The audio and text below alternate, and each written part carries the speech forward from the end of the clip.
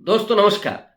हिमाचल प्रदेश में आज राज्यसभा की एक सीट पर जो चुनाव हुआ उसमें आश्चर्यजनक ढंग से बहुमत होने के बावजूद कांग्रेस पार्टी के अभिषेक मनु सिंघवी जीत नहीं सके, हार गए। और ये जो खेल हुआ है उसे आप हिमाचल प्रदेश में ऑपरेशन लोटस कह सकते हैं।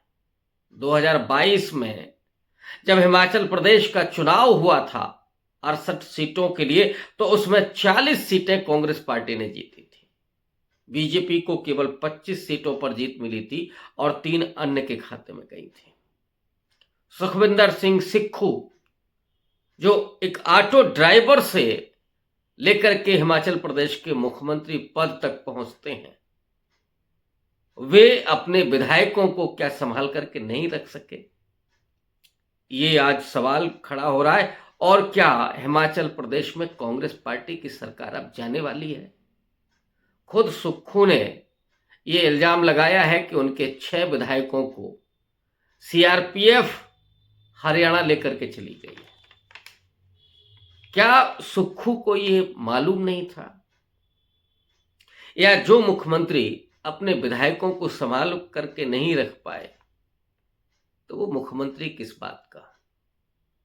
हिमाचल प्रदेश की पुलिस नहीं थी क्या कि जो उनके 6 विधायक सीआरपीएफ के साथ या किसी और के साथ चले गए? अब ऐसे में क्या ये खतरा है कि हिमाचल प्रदेश की कांग्रेस की सरकार चली जाए?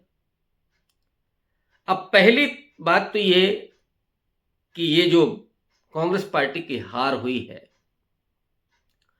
वो क्यों हुई है, थोड़ा सा इस पर चर्चा कर लेते हैं। और फिर क्या हिमाचल प्रदेश में कांग्रेस पार्टी की सरकार जा सकती है, इस पर।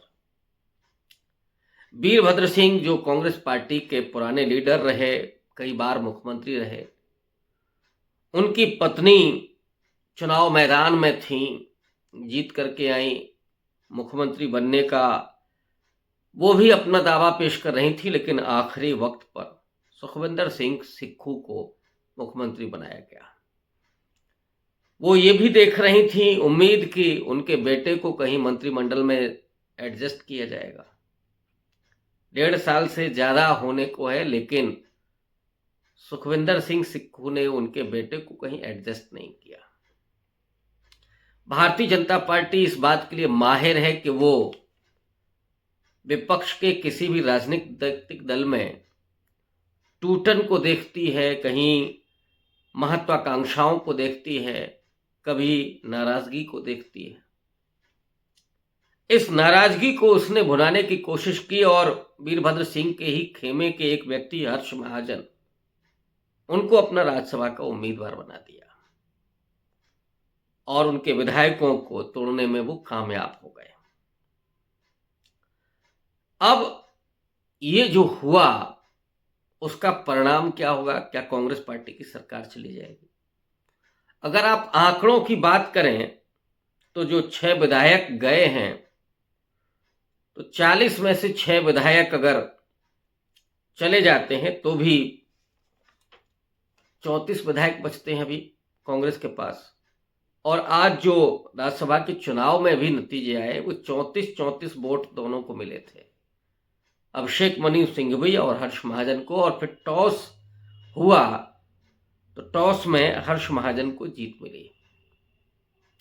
68 विधानसभा की सीटों में से अगर 34 भी कांग्रेस पार्टी के पास हैं, तो एक तो ये जो 6 विधायक जा रहे हैं, ऑब्वियस है कि वो 2/3 मेजोरिटी नहीं है, वो कांग्रेस पार्टी से अलग होने का दावा नहीं कर सकते और जो विधानसभा अध्यक्ष हैं वो उनको अयोग्य घोषित कर सकते हैं। नंबर 2, ये जो 6 विधायक हैं उनका इस्तीफा दिलवाया जा सकता है। अगर वो इस्तीफा देते हैं तो 62 विधायकों की वो विधानसभा बचेगी, जिसमें से 32 विधायक चाहिए। ऑब्वियस है कि 34 विधायक अभी कांग्रेस पार्टी के पास हैं।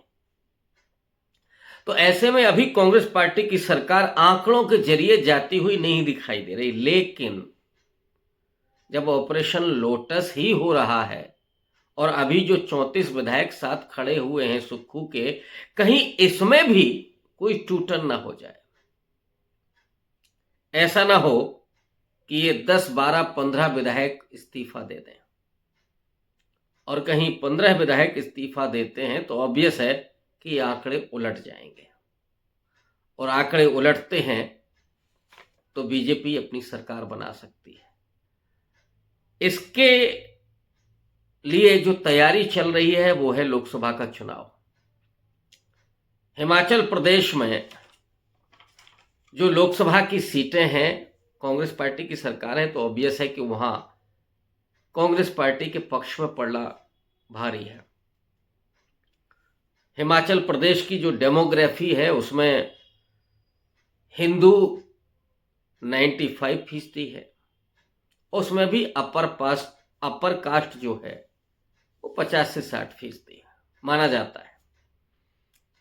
जाहिर तौर पर अगर आप कास्ट इक्वेशन से देखेंगे तो ये अपर कास्ट बीजेपी का वोटर है, लेकिन हिमाचल के लोग अधिकांशतः आर्मी में, सेना में नौकरी करते हैं, तो अग्निवीर योजना जो लागू की है उससे नाराजगी है, पेंशन जो खत्म की गई है उससे नाराजगी है। इसीलिए कांग्रेस पार्टी ने जीत हासिल की थी पिछले इलेक्शन में। बीजेपी के लिए वहां पर सरकार, कांग्रेस पार्टी की गिराना और अपनी सरकार बनाना इसलिए जरूरी है कि प्रशासन वो अपने हाथ में रखना चाहते हैं। एडमिनिस्ट्रेशन नरेंद्र मोदी को चाहिए। अगर वो सरकार गिरती है, बीजेपी सरकार ना भी बना पाए, तो राष्ट्रपति शासन वहां पर लागू किया जा सकता है, कुछ समय के लिए मुलतवी किया जा सकता है, जिस दरमियान लोकसभा के चुनाव हो रहे हों। तो भी नरेंद्र मोदी के हाथ में, केंद्र सरकार के हाथ में हिमाचल प्रदेश की बागडोर होगी बाया राष्ट्रपति, और जो कम मार्जिन की सीटें हैं वहां पर खेल किया जाता है, ये सबको पता है। इसलिए हिमाचल प्रदेश में जो ऑपरेशन लोटस का खेल चल रहा है वो खेल हो सकता है, लेकिन आने वाले वक्त में 2-4 दिन में उस घटनाक्रम को देखना पड़ेगा कि कहीं कांग्रेस के और विधायक तो नहीं टूट रहे हैं। शुक्रिया।